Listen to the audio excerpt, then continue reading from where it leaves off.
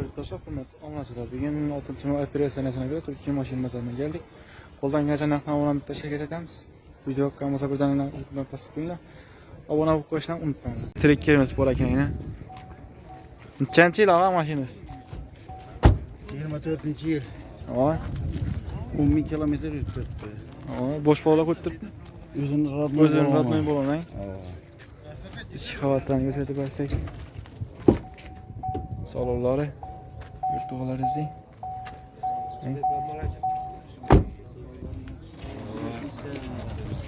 Metallar var mı?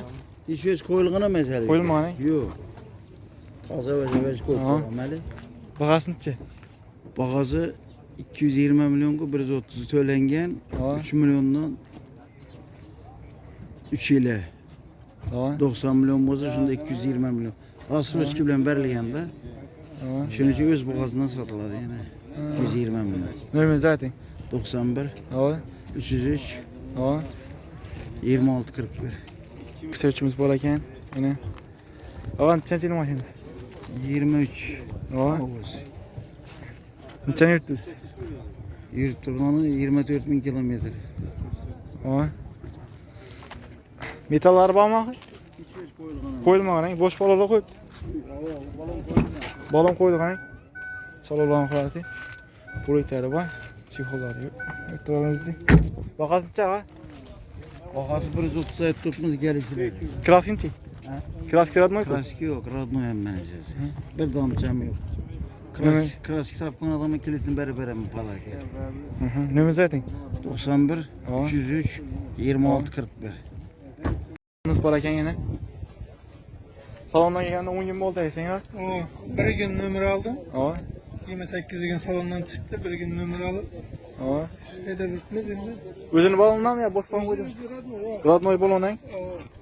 Salonlarında psihol, polik, hemmesi düşediyiz. Düşediyiz.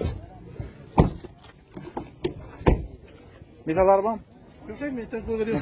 Bak olmadan koymapsın. Bakasın çe? 170. Yaşas. Hava gelsin.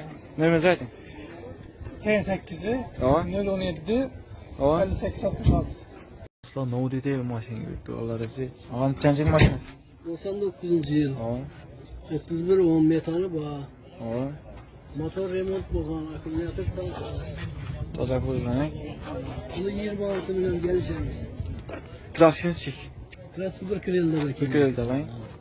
Metalları bağ. Yüzlük. Rol gidiyor ki. Boş bağla koyup tuttu. Balonun hatın neçe faiz? 50 faiz. 50 faiz var. Yaşas mı 26 milyon mu? Yok katamız. Kaytas. Ne mi zaten? 97'lik. 355 11 33.